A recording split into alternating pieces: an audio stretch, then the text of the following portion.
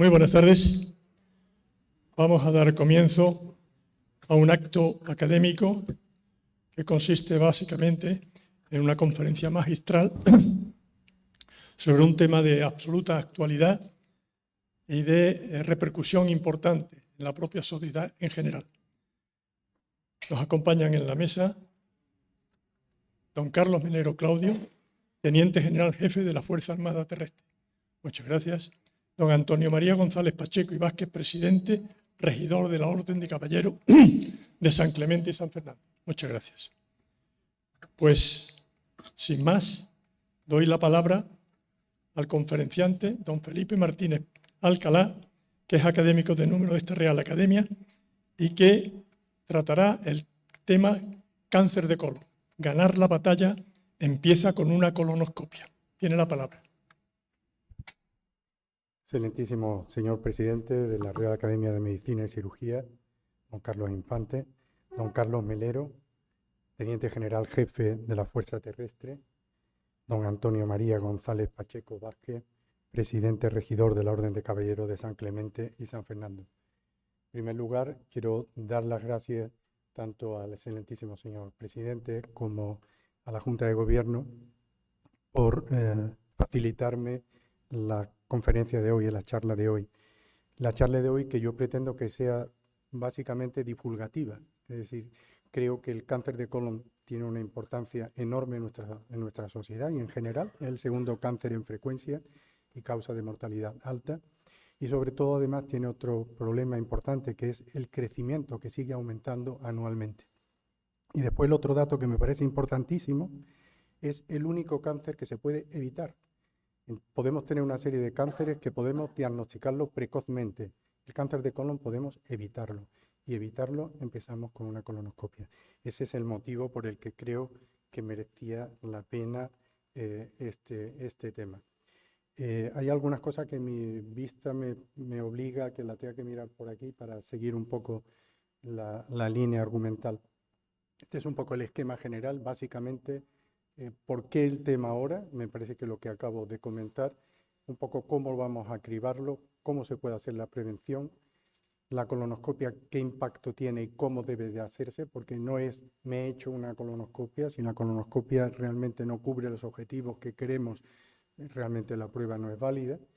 Después yo creo que otra cosa que es fundamental, la colonoscopia no solo detecta, diagnostica, sino que además ayuda a curar, como he dicho desde el principio, y eso es lo que va a variar. Y después un poco lo esquema final que he hecho, que es qué hacemos hoy, qué vamos a hacer mañana y cuál será el seguimiento. Bueno, que es un problema de salud es evidente. El cáncer, estos son las estadísticas de 2022, casi 362.000 cánceres en Europa.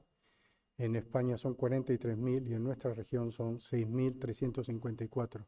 Pero si miramos este dato, ha habido en el 2000, teníamos una incidencia, ¿lo veo bien?, de 3.500 a 4.000 casos. Esto ya estamos hablando de nuestro entorno. En 2019 fueron 5.000 a 6.000 y pico, y en el 25 son ya más de 6.500. Es decir, está claro la evolución progresiva del cáncer de colon.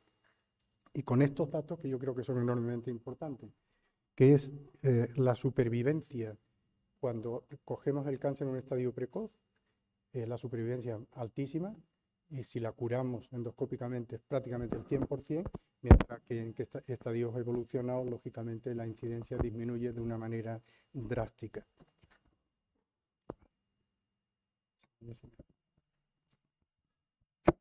Muchas gracias. ¿Se oye? ¿Sí? ¿Se oye bien así? Vale. Pues estos son los datos fundamentales. Un poco insistir en esto, lo que es detectar y lo que es prevenir. Detectar sería la técnica que podamos ver exclusivamente con la determinación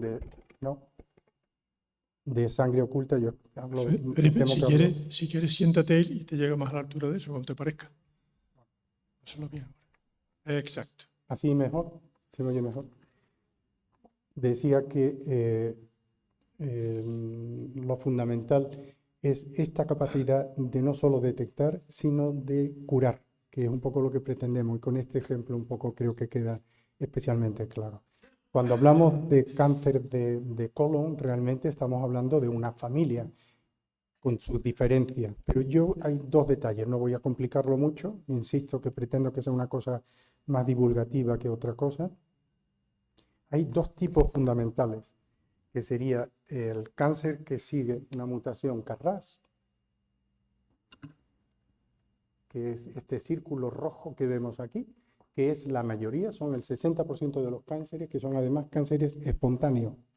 Y la vía BRAF, que sería el resto, prácticamente con muy poquito incidencia del cáncer hereditario, el síndrome de Lynch y la poliposia adenomatosa familiar, entre otros. Son dos vías diferenciales. ¿Y esas dos vías diferenciales en qué se basan fundamentalmente? Porque son dos vías moleculares diferentes. La vía clásica, que es la vía de Bolkestein, que a través de la mutación KRAS va a conducir al carcinoma, tarda bastante en producirse. Se supone que desde que se inicia hasta que se llega al cáncer pasa un periodo como de 10 años aproximadamente, con lo cual tenemos mucho margen para actuar. Y la otra, que es la vía cerrada. Y esta vía cerrada, detectada posteriormente, tiene un enorme interés porque sería una mutación del BRAF y con inestabilidad de microsatélite, es bastante más rápida. En 2 años se puede producir ese cáncer, pero tiene una particularidad, se va a producir sobre lesiones planas, pequeñas y que están localizadas en colon derecho. Entonces, esto obliga de una manera importantísima a que la exploración sea adecuada, sea correcta, sea completa y sea perfecta. Ahí es donde luchamos y sobre todo porque a partir de ahí es donde podemos detectar lo que llamamos el cáncer de intervalo. ¿Qué entendemos por cáncer de intervalo? El cáncer de intervalo es el que puede aparecer en una población que está en seguimiento de prevención de un cáncer de colon, pero entre una colonoscopia y otro le aparece un cáncer. ¿Y esto a qué se debe? Fundamentalmente son dos las razones. Una, que la exploración no ha sido completa, no ha sido adecuada o por falta de limpieza, o porque no se ha llegado a explorar todos los segmentos adecuadamente. Y otra, que se trate de este tipo de mutación BRAF, que tiene un crecimiento rápido. Entonces, esto es la importancia de hacer las cosas correctamente. ¿A quién va dirigida estas técnicas de prevención, de detección? Van dirigidas a todas estas situaciones. Evidentemente hay una escala, el riesgo que tenemos que centrarnos específicamente son los pacientes que tienen un síndrome hereditario, que los vamos a vigilar específicamente, el grupo de los pacientes con colitis ulcerosa, el grupo de pacientes con poliposia adenomatosa familiar, etcétera, síndrome de Lynch, pero sobre todo, ¿qué nos preocupa a nosotros? Lo que nos preocupa básicamente es la base de la pirámide, porque es la población en general. Hemos dicho que este es un tipo de cáncer que fundamentalmente el 60% son esporádicos, es decir, se dan sin ningún tipo de antecedente, aunque centremos la atención en los familiares de primer grado de pacientes con cáncer de colon y aunque lo centremos en familiares o en pacientes que ya han tenido pólipos previamente o pólipos de riesgo, que lógicamente van a tener un seguimiento diferente. ¿Qué ha cambiado también? Ha cambiado el momento de inicio de la prevención de la población general. Este artículo de 2018 yo creo que es muy gráfico. Los 45 son los 50 de antes. ¿Y por qué? Pues un poco en esta gráfica lo vemos. En 2010 vemos que la población menor de 50 años se veía cáncer, se detectaba cáncer en un 14% de esa población menor de 50 años. En el 2020 ha pasado un 26%. Esto ha sido el motivo por el que se decidió, empezaron primero los coreanos y después a través de este artículo de los americanos ya prácticamente generalizado, que se aconseja iniciar la prevención de cáncer de colon a partir de los 45 años. Técnicas de detección. A la simple, que en principio es obligada. ¿Por qué? Porque no hay recursos para hacer colonoscopia a toda la población, a pesar de que se hiciera de distintas maneras, y eso a lo mejor puede surgir después en el debate, como hemos comentado antes con el doctor Infante. Pero básicamente tenemos la posibilidad de sangre oculta en heces, que es una determinación simple, se puede hacer con técnica de la guanina, requiere dieta, requiere la toma de 2-3 muestras. Los métodos inmunohistoquímicos, que son los que actualmente están en boga, se necesita una única una única muestra y no hace falta hacer ninguna dieta porque es determinación de anticuerpos específicos. Y después están las técnicas que determinan ADN, que son más sensibles, pero son poco específicas y realmente no han llegado a estar introducidas. Inconveniente, habría que repetirlo anual o bianualmente y sobre todo, ¿qué es lo esencial? Que estaríamos detectando cáncer, es decir, lo que podemos detectar con sangre oculta en S son cánceres en una situación más precoz o avanzada, pero no estamos pudiendo prevenir el cáncer. Así que esto es una repetición de lo que he comentado antes. Un poco los datos, insisto, lo siento que no veo bien los datos, aunque lo veis quizás vosotros mejor que yo, la eficacia de uno y otro. Con la colonoscopia podemos reducir la mortalidad de cáncer de colon en un 68% frente a un 32% cuando el método de detección es con la determinación de sangre oculta. Este es el otro problema que yo veo con la colonoscopia, el miedo. El miedo, y esto es un poco bastante genérico, ¿eh? Yo creo que hay muchas personas que no se hacen colonoscopia por miedo. Yo diría que el miedo en distintas fases. Uno es miedo a ver si voy a tener algo y el otro miedo a la técnica, a la exploración. Hay mitos de riesgos, mitos de mucha índole. Yo creo que basado en parte que esto es una evolución que ha habido, ¿no?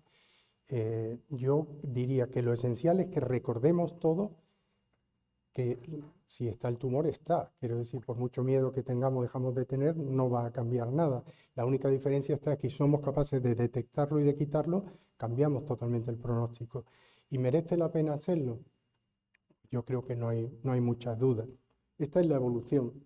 Si inicialmente nuestras células de la pared del colon, de la mucosa, se van a ir muriendo y se van a ir reproduciendo, todas iguales, aparecen las mutaciones, van a aparecer estas primeras modificaciones, son los pólipos, y conforme se van a producir estas mutaciones, esto va a ir cambiando, no solamente las células, sino sobre todo la arquitectura, se va a producir lo que llamamos displasia y va a acabar en un carcinoma.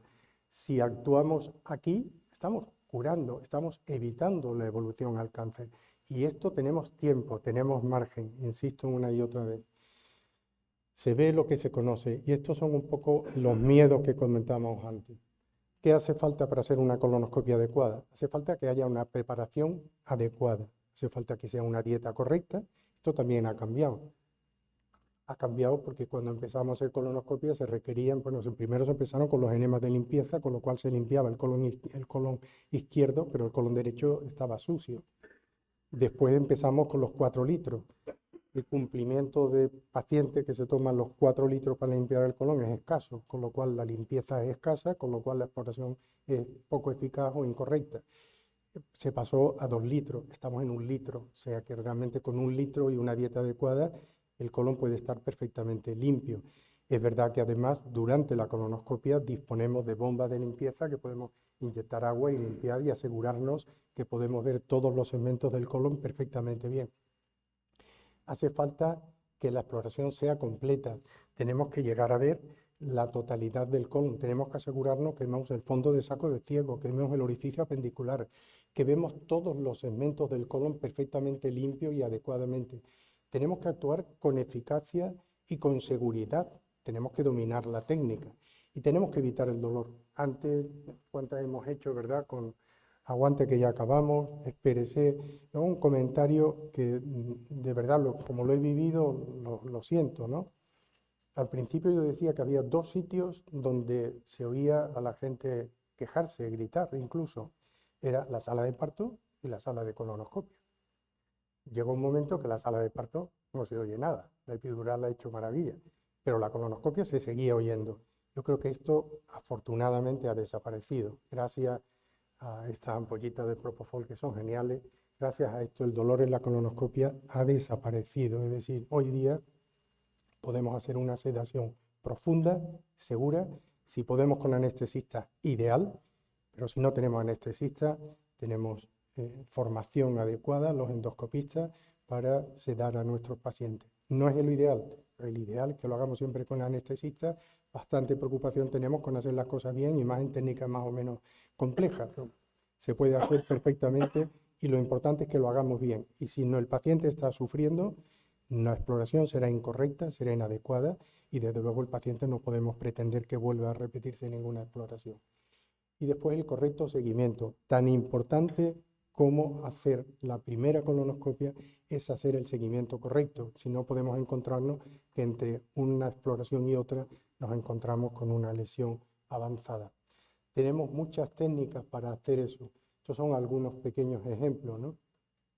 En la parte final del ciego, aquí está lleno de heces, no vemos. Si limpiamos simplemente con agua, encontramos que hay un pólipo. Y si además usamos técnica de calidad, vemos que es un adenoma tubular, o sea que siendo pequeño es un adenoma neoplásico que hay que quitar.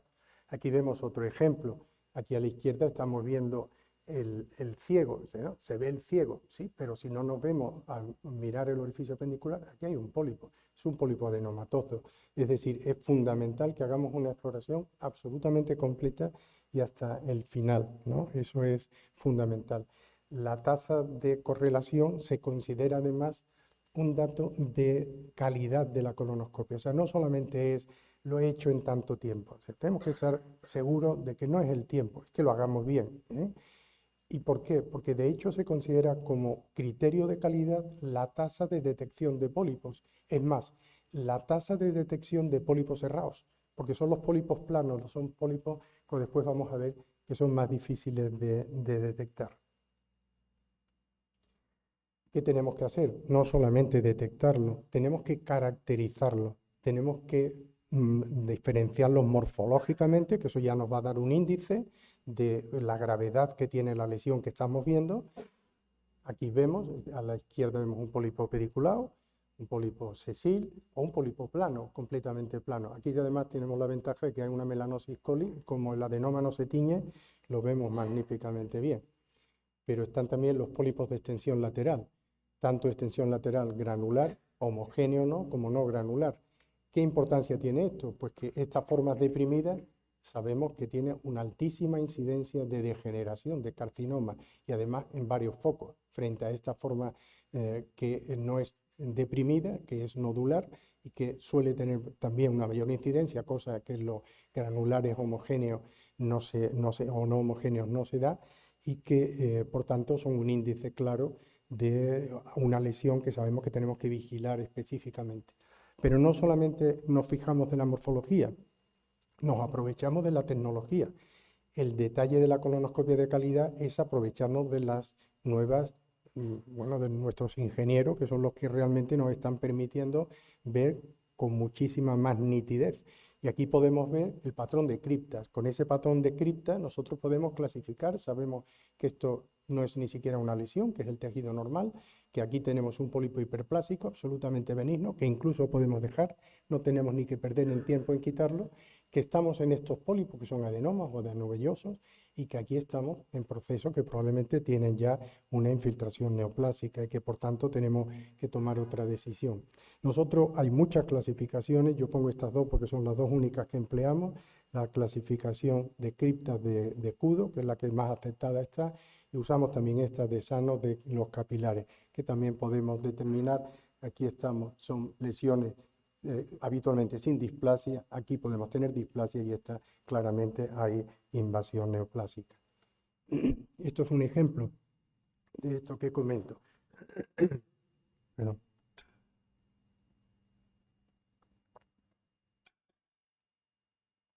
Aquí estamos en lesiones puramente benignas, esto es un pólipo tejido completamente normal, pólipo hiperplásico. Este tipo de pólipo aquí es prácticamente superponible, hay que tener cuidado con el pólipo cerrado, que es muy parecido, ya veremos las diferencias después. En este concreto es un pólipo cerrado, si nos fijamos esto que aparece en rojo en realidad es moco, y esto ya nos está diciendo que es un 0,2, que es un pólipo cerrado. Pero aquí vemos pólipo un 3S, que es un adenoma tubular, esto clarísimamente un adenoma túbulo velloso, y estos están con degeneración superficial o degeneración avanzada. Esto es un cáncer invasor y aquí tenemos focos de cáncer invasor. Es decir, que podemos aprovecharnos, si no tenemos incluso esas técnicas, podemos usar tinciones con diferente o con índigo carmín, azul de metileno o otros, ¿no? O bien con estas otras técnicas como es el NBI o el Blue Light, el FISE o el iScan, en fin, tenemos distintos tipos según las casas comerciales para poder visualizarlo nítidamente e identificarlo. Así que magnificación, calidad, tiempo y después otro dato que es la resección completa, como después vamos a ver. Aquí vemos algunos ejemplos más. Esto está hecho con con tinción. Bueno, ¿qué ventaja tiene el hacerlo con NBI? Porque con NBI es darle un botoncito y ya lo tiene. Y aquí realmente tardas un poco más, pero si no lo tienes es preferible hacerlo. Pero además tenemos aditamentos. ¿Qué tenemos que hacer? El colon tiene austras. Se nos pueden quedar pólipos entre las austras. Podemos emplear distintos aditamentos que podemos colocar en la punta del endoscopio, con los cuales separamos. Cuando entramos no hacemos nada, pero en la retirada, que es cuando exploramos realmente, separamos las austras y evitamos que se nos quede ningún pólipo. Después podemos emplear agua. A veces colon que son difíciles, que no se pueden pasar con facilidad, lo llenamos de agua y hacemos, en vez de hacerlo con aire, hoy día lo hacemos con CO2, que tiene la ventaja que después se reabsorbe, no se queda el individuo inflado, sino que se reabsorbe y no tiene dolor ninguno, pero lo podemos hacer con agua, incluso si tenemos dificultades. Tenemos endoscopios que tienen una mayor retroflexión, que nos permite actuar terapéuticamente con mucha más facilidad en el colon derecho, por ejemplo, etcétera, ¿no? Es decir, vamos mejorando y podemos aumentar la detección de pólipos con estas nuevas tecnologías que podemos aumentar.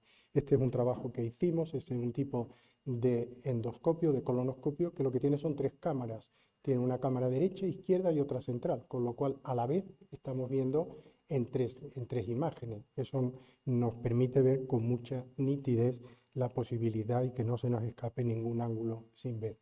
Esto por ver las características de los pólipos sesiles, un poco recordar que aproximadamente entre un 15 y un 30% de los cánceres están provocados a partir de esta vía cerrada, como he comentado antes, y que también estos son los responsables de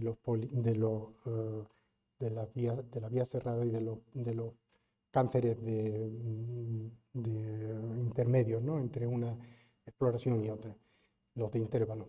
Bueno, aquí tenemos una imagen típica de un pólipo cerrado. Son pólipos completamente planos que si no se tiñen, ahora vamos a ver aquí algunos, estos son típicos pólipos adenomatosos, estos también, adenomas tubulares, esto es un adenoma túbulo velloso, un 3L sano 2, pero fijaros en esto, estos son pólipos planos, estamos hablando de pólipos milimétricos, pacientes con una poliposis adenomatosa familiar.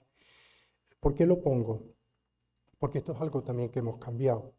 Antes, poliposis adenomatosa familiar, sabemos que van a acabar con un cáncer de colon, le quitamos el colon. Entonces, un chaval con 30 años le quitamos el colon entero, con las limitaciones de por vida que eso supone. Bueno, nosotros se nos ocurrió empezar a decir, si tenemos posibilidad de estudiar bien esos pólipos y podemos quitar los pólipos, lo tenemos vigilado. Si vemos que porque el número de pólipos, porque el tamaño, porque se nos van de las manos, entonces recurriremos a la cirugía. Bueno, al principio fuimos muy criticados, pero después salieron trabajos, nuevamente de los coreanos, que decidían hacer esto y realmente hoy día ya se acepta que estos pacientes, hombre, si ya lo que tenemos es una forma que está tapizado todo el colon de pólipo, prácticamente no hay más remedio, pero si no, si lo puedes ir controlando, pues merece la pena porque se hace muchas colonoscopias, son colonoscopias tediosas porque quitamos 30, 40 pólipos en cada sesión, pero el paciente conserva el colon y tiene una vida mucho más plena. Como veis, podemos identificar perfectamente y saber qué pólipos tendríamos que quitar. Estos son pólipos con degeneración, que por tanto tendríamos que plantearnos qué hacemos con ellos, ¿no? O este otro también. Este otro, sin embargo, es un pólipo benigno. Es un pólipo en un paciente con una colitis ulcerosa y a pesar del aspecto tan abigarrado que tiene, vemos que el patrón es completamente normal. Son pólipos inflamatorios.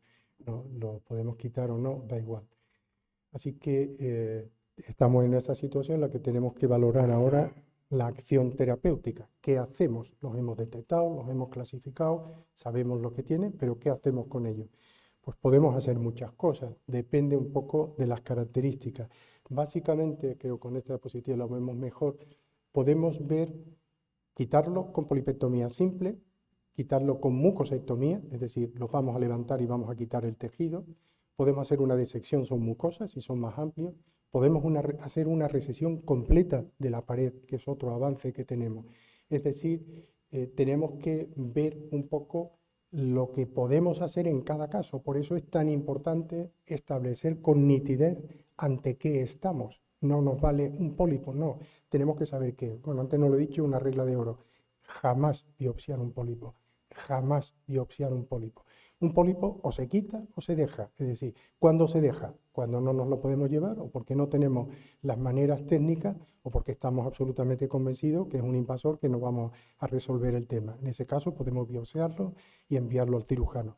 Pero si no es así, no biopsiarlo, porque lo único que hacemos es dificultar la técnica terapéutica posterior. Bueno, estas son las diferentes técnicas, la polipectomía, la submucosectomía y tal. Vamos a ver algunos ejemplos. La polipectomía simple es esta, la podemos hacer, voy a poner un pequeño vídeo. Esta es la más simple de todo, un pólipo pequeño, lo podemos quitar con asa fría. Ni siquiera tenemos que pasar corriente eléctrica, lo cortamos y se queda limitado, ahí acabamos, no tenemos que hacer más. Cuando ya son pólipos mayores, los quitamos con corriente eléctrica, se queda la escara que vemos ahí y después la escara, si es grande, para evitar el riesgo de una hemorragia posterior, podemos cerrar la escara con unos clips. La mucosectomía estamos hablando o bien de lesiones planas, aquí si hacemos una resección sin más, podemos podemos perforar la pared. Entonces, ¿cómo lo evitamos? Inyectamos, levantamos y entonces podemos cortar. Aquí vemos, es un pólipo cerrado, claramente. Entonces, pólipo cerrado que si os fijáis aquí en el de la izquierda con técnica normal prácticamente no se ve.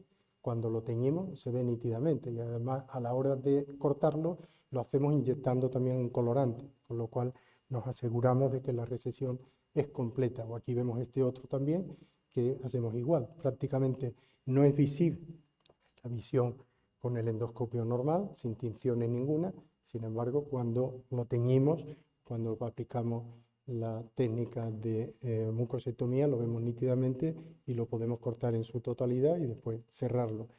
O pólipos más grandes, como este, que podemos quitar con mucosectomía, lo levantamos, lo cortamos entero y después lo cerramos.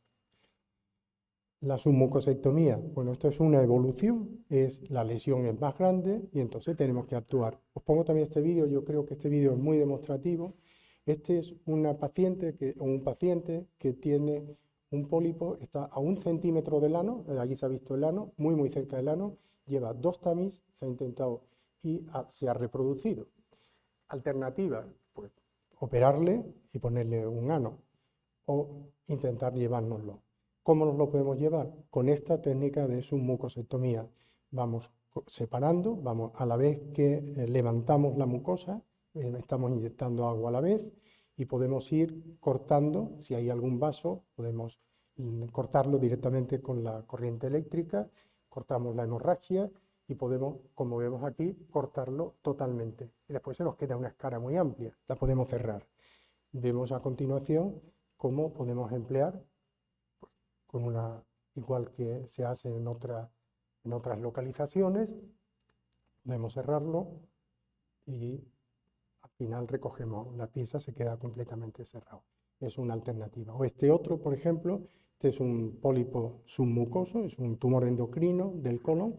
Este tumor, creo que sale ahora, sí, se le ha intentado quitar, tiene un clip ovesco, que es eso de metal que sobresale. ¿Y qué hacemos ahora con él? O le quitamos el trozo o nos lo llevamos entero, tenemos que llevarnos toda la pared. Hacemos una resección submucosa completa, tenemos que llevarnos sobre un tejido que pasa como el anterior, es un tejido fibroso, es un tejido complejo, duro, que nos va a obligar a meternos pues, en la mucosa y en la submucosa, y como en el caso anterior, que no sé si os habéis dado cuenta en el anterior, pero hemos estado en el peritoneo, es decir, hemos salido del colon y estamos en el peritoneo, se ha cerrado posteriormente, ¿eh? Pues aquí tenemos un poco la posibilidad, no tenemos que llegar al peritoneo, pero podemos cerrarlo completamente. Ahora vamos a ver, una vez que se erradica, que se cierra, que se corta completamente, pues como veremos que lo recuperamos y como también podemos cerrarlo, he puesto este ejemplo para cerrarlo con otra técnica distinta. Es decir, antes de meternos en ninguna de estas técnicas, tenemos que tener la posibilidad de solucionar los posibles problemas, que son solucionar la posible hemorragia o solucionar la perforación, que muchas veces casi que la vamos a buscar sabiendo que la podemos controlar. Evidentemente, si no la podemos controlar, no nos deberíamos meter a hacer nada de esto, ¿no? Ya está prácticamente cortado entero, queda ese pequeño segmento de arriba.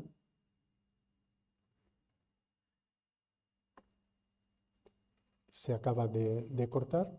Insisto que tenemos con esta misma electrocoagulación, podemos cortar la hemorragia que se va a producir, que antes nos agobiaba mucho y que hoy día sabemos que la podemos cortar, incluso si no, con un clip. Una vez que ya está todo cortado, vemos la amplia escara que dejamos. Es una lesión amplia, como veis, parece que queda todavía un pequeño trozo, pequeño colgajo que habrá que cortar. Vemos incluso los restos del clip o vesco que están en la pieza. Con eso tenemos la ventaja, que es un poco lo que hemos visto antes, nos aseguramos que quitamos la lesión completa, que es un poco la diferencia con la mucosectomía, que a lo mejor con la mucosectomía, si no tenemos la certeza que nos lo llevamos entero, es preferible recurrir a la submucosectomía para que no dejemos ningún trozo, ningún resto de tumor. Una vez que ya está cortado entero, veis la amplia escara que queda, y esta escara, si no hacemos nada, probablemente va a sangrar en un segundo tiempo. Entonces, a pesar de que hayamos cerrado. En este caso, lo que se hace, se colocan una serie de clips y con un endoloop, después lo que vamos a unificar todos esos clips, tiramos de ellos y se va a quedar completamente cerrado. Y esta es la otra alternativa, que es la resección completa de pared. Lo que hacemos, como se ve en este esquema, vemos la lesión, la cogemos con esta pinza, la introducimos dentro del capuchón, soltamos este clip, un clip ovesco como el que habéis visto anteriormente, ya hemos cortado, ya está la pared completa dentro y cortamos por arriba y recuperamos la lesión directamente en el capuchón. Este es una técnica de resección completa. Aquí vemos un ejemplo, primero marcamos, la lesión está aquí, en este caso una lesión además plana deprimida, la metemos con esta pinza dentro del capuchón y la cortamos. Esto es como quedaría. Y esto es otra lesión plana, esto es como queda la escara y aquí está la lesión completamente recogida. Inconveniente que tiene esto a fecha de hoy, pues que son lesiones pequeñas, lesiones muy grandes, no tenemos esa capacidad para hacerlo, esa resección completa. Lo podemos hacer con su mucosectomía completamente. Pero tenemos que asegurar la base y los bordes, que es también fundamental, que no dejemos restos. Por eso empleamos a veces el argón para quemar los bordes que hagan falta. Aquí tenemos, por ejemplo, esta mucosectomía. Son pólipos amplios, los quitamos completamente, pero después nos pueden quedar algún resto. Quemamos todos los restos con plasma de argón y nos aseguramos que no quedan restos. Aquí, que hemos resecado todo, pero podemos tener dudas que hay algunas zonas que no están completamente resecadas, pues la podemos quemar posteriormente con plasma de argón. Tenemos que saber cosas importantes. Primero, cuáles son los criterios de una polipectomía curativa. Es que eso es fundamental, por eso es fundamental recoger siempre la pieza y analizar detalladamente la pieza.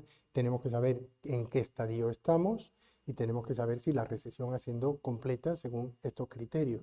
Pólipo con displasia de alto grado, carcinoma in situ, que no supera la muscular de la mucosa, o en todo caso si la supera, como vemos aquí, con estos criterios. Lo vamos a ver mejor. Estos son los criterios de Haggis, lo vemos aquí quizás mejor. Si afectamos la submucosa muy poco después de la muscular de la mucosa, la posibilidad del riesgo es mínima. Incluso aunque sea más abajo, la SM2, el riesgo de diseminación sigue siendo igualmente mínimo.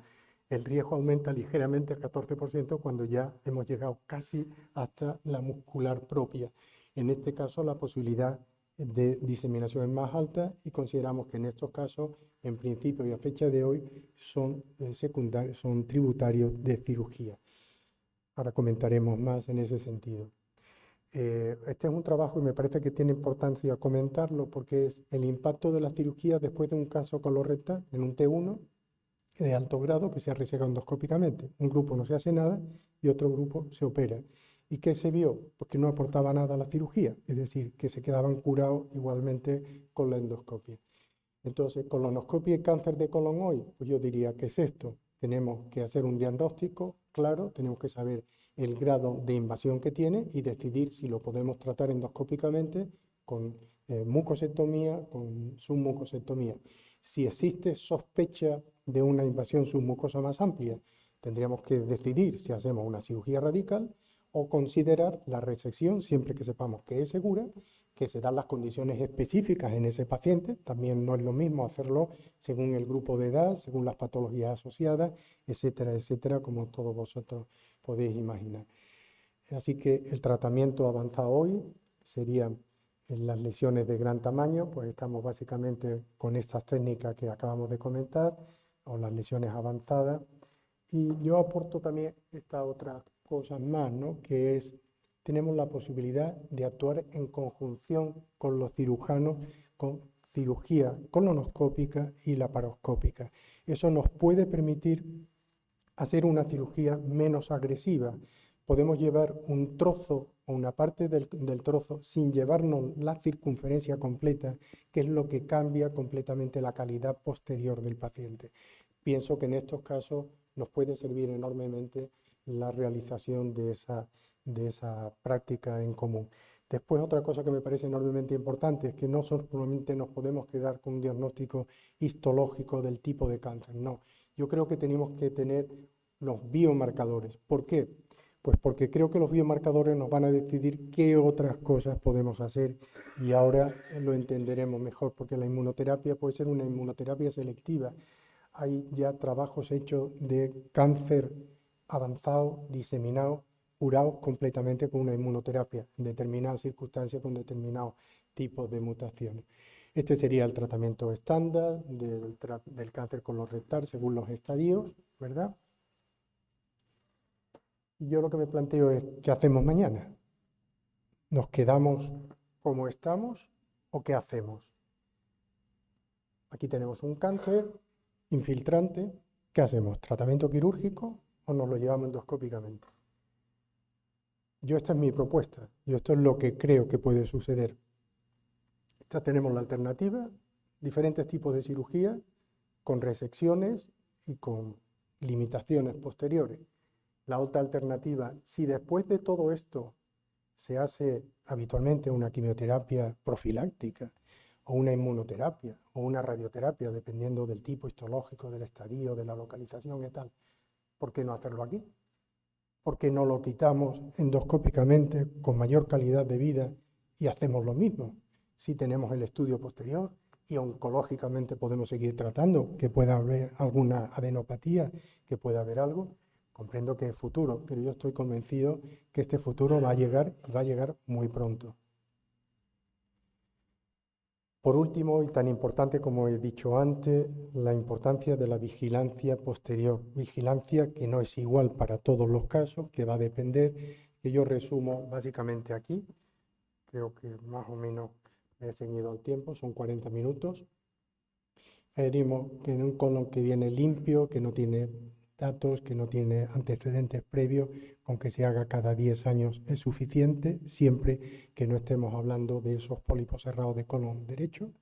A los 3 años existen lo que llamamos adenomas de riesgo, que son cuando existen más de 3 adenomas o son pacientes que tienen algunos antecedentes previos o antecedentes personales o antecedentes familiares. En estos casos aconsejamos hacerlo cada 3 años.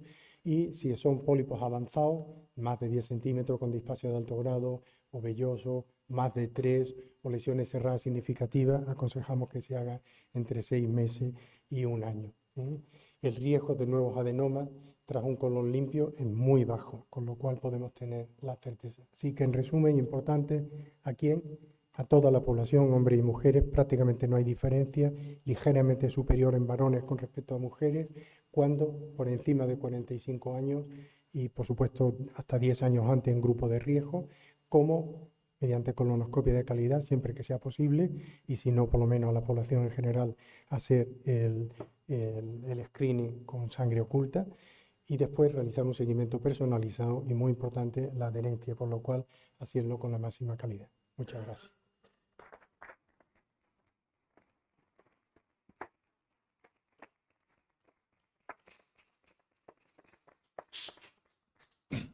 Bueno, el doctor Felipe Martínez nos ha dado la venia para establecer un diálogo, que yo animo a que así sea. Yo lamento que una representación de la sociedad no médica no sea suficientemente abundante, porque es a los que más podía interesarle, pero también, lógicamente, a nosotros. Así que si hay alguien, por favor, que quiera intervenir haciendo alguna pregunta, tiene la palabra. Sí, pasa. Magnífica su conferencia. La pregunta es muy sencilla. Usted ha indicado cuándo, a partir de 45 o 50 años. Mi pregunta es, ¿hasta cuándo? Es realmente... Sí, perdón. A ver, voy a dar mi opinión y después la opinión generalizada. Está planificado. A partir de 75 años me parece que se suspende el seguimiento. Yo creo que eso no es justo. Y digo que no es justo porque veo pacientes con 100 años que, joder, que yo apostaría ahora mismo por decir, bueno, pues para adelante, ¿no? Y otros que con 60 le diría, joder, pues qué pena que no me haya ido ya, ¿no? Yo creo que depende mucho de la calidad. Entonces, realmente lo que yo hago es, depende del paciente, del estado del paciente.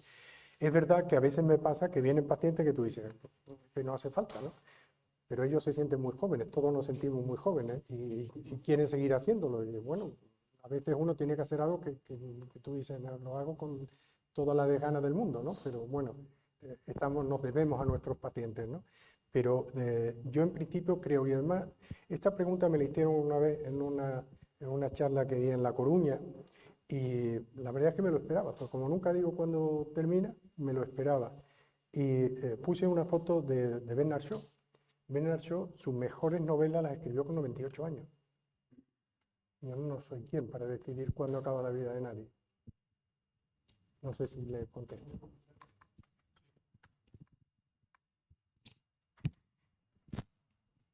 Felicitarte por la conferencia. Realmente estamos ante un problema de salud pública, ¿no? ¿Cuáles son nuestras capacidades para afrontarlo?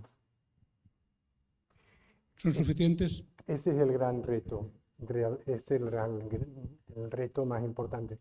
Mira, hace muchos años estaba yo entonces presidente de la Sociedad Española de Endoscopia y fue cuando se planteó la primera vez empezar con el screening de cáncer de colon, que se empezó en Ciudad Real. Y nos planteábamos que no era factible, que no teníamos suficiente endoscopistas para hacer colonoscopia. Realmente ni lo tenemos aquí ni lo tenemos en muchos lados. O sea, pasa una cosa curiosa, a mí me llamaba la atención, lo he comentado en alguna ocasión. En Estados Unidos, una sociedad tan rica, tan magnífica, resulta que la prevención del cáncer de colon la hacen con colonoscopia izquierda. O sea que mira, es como si una señora le vamos a ver si tiene cáncer de mama y le exploramos una mama y la otra no, la otra no, una mama. Pues esto igual, exploramos el colon izquierdo y el derecho no. Pero esto lo han defendido en congresos, que yo me quedaba un tanto alucinado y lo hemos discutido mucho en la Sociedad de Endoscopia Digestiva en la Española. ¿Cuál era el motivo real? El motivo real es que allí se funciona con compañías, con aseguradoras. Y las aseguradoras te pagan al anestesista en una colonoscopia por un motivo, pero no te la pagan por una colonoscopia de screening. Entonces, una colonoscopia izquierda la pueden hacer con una mínima sedación y se tolera bien. La derecha ya no, ya la derecha requiere sedación. Con lo cual, ¿qué hacían ellos? Screening izquierdo. Hombre, a mí me parece deshonesto. El problema, recursos tenemos para lo que se está haciendo y creo que es bastante. Es decir, hemos visto que hay un tanto por ciento de cáncer de colon que se puede evitar haciendo determinación de sangre oculta. Cada año, cada 2 años, pues podemos determinarlo. Y el que es positivo, hacer la colonoscopia. Reconozco que incluso en esas situaciones estamos limitados. ¿Por qué? Porque veo que pacientes que son diagnosticados con un determinado de sangre oculta en ECE a veces tardan más de lo que quisiéramos en ser citado para una colonoscopia. Pues los recursos son los que tenemos. Yo creo que se está invirtiendo en intentarlo lo mejor posible. Hay países, yo no es que me seduzca demasiado la idea, pero hay países ahora mismo en Inglaterra, por ejemplo, están haciendo las colonoscopias algunos enfermeros. Y es un poco buscar salida, buscar posibilidades a tratar de corregirlo. Yo creo que algo tenemos que hacer, porque estoy hablando de un cáncer evitable. Entonces algo hay que hacer. Doctor Virizuela. Sí, bueno, en primer lugar, felicidades por la presentación. ¿Qué nos podía decir respecto al presente y futuro de la colonoscopia virtual? Si tiene, llevamos años oyendo, digamos, en las revistas médicas, pero también en la calle, en los periódicos, la posible colonoscopia virtual. Presente y futuro, y en la línea que comentaba, ¿no?, el profesor, el tema también de posible método de screening como una alternativa a esa colonoscopia. Sí. Mira, la colonoscopia virtual, ¿sabes? La sociedad americana, que es la que la propugna, tiene una sociedad de radiología muy potente y ellos son absolutamente partidarios de la colonoscopia virtual. Sobre el papel es genial, podemos diagnosticar y podemos detectar pólipos pequeños. Yo tuve una experiencia que me marcó. Fue un señor que viene de Escocia con una colonoscopia virtual brillante, donde se ve un pólipo grande en el sigmoide que había que quitar. Perfecto. Lo vi, mide tanto, está a tanta localización del ano, todo perfecto. Me pongo, lo hago, perfecto. Me quedo maravillado. Justo, bueno, voy a seguir. Tenía como 7 o 8 pólipos más y un cáncer en el ciego, con una colonoscopia virtual brillante. Y digo yo, tú te haces una colono virtual. Si tienes pólipos, te tienes que hacer la otra. Y si no la haces, te quedas tranquilo. Yo te diría, alternativa, tienes la cápsula de colon. Me han pasado también, hay pacientes que tú le dices la colono y es terror a la colono porque se perfora, porque no sé qué. Bueno, recuerdo el caso de una pediatra que viene, le insisto, no sé cuánto, antecedentes familiares. Bueno, mira, hazte una cápsula. Se hace la cápsula y en la cápsula aparece un pólipo con factores de riesgo, un pólipo grande, y lo ve en las imágenes. Bueno, no tardó nada en hacerse la colonoscopia. Se había ganado una cápsula y después una colonoscopia con resección. A pesar de que ahora la cito cada 3 años, tengo que pararla porque cada año viene a hacerse una colono. Te quiero decir, se ha quitado el miedo y yo creo que tenemos que tener esa calma. Insisto, ¿merecen la pena esas alternativas? Bueno, a veces sirven para estos casos, pero honestamente no es comparable. Es que una cápsula te puede diagnosticar, pero ¿y después qué? O sea, es que en el momento que tengas cualquier pólipo tienes que hacer. Y la detección sí, están comparados, la tasa de éxito. Los americanos presentan una tasa de diagnóstico de pólipos y tal con la colono virtual que aquí no tenemos. Yo no sé si Juan Sabaté puede aportar alguna información que yo no sepa, claro.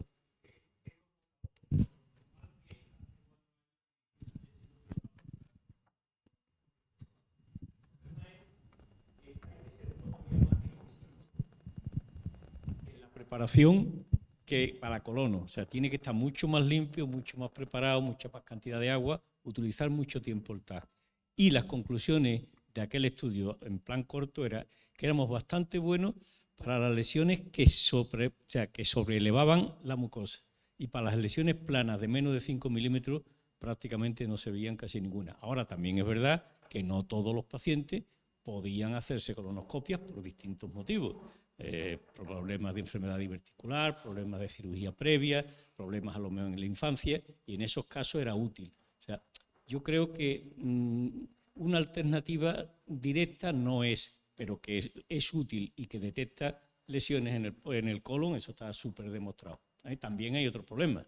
La colonoscopia virtual radia cantidad, con lo cual tampoco podemos hacer una cada 3 meses. Que hay que barajar, o sea, es un arma que está ahí, pero yo no creo que sea competencia directa de la colonoscopia, por lo que ha explicado Felipe, pero que sí, que la capacidad existe.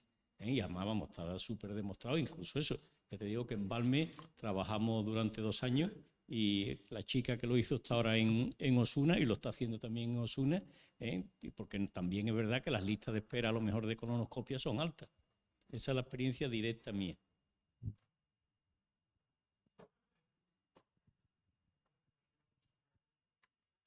Batería. Bien, en cualquier caso, se lo paso a don Carlos Melero, que quería hacer también una pregunta. Bueno, en primer lugar, doctor, agradecerle la brillante y, sobre todo, para mí, clara conferencia sobre este asunto, ¿no?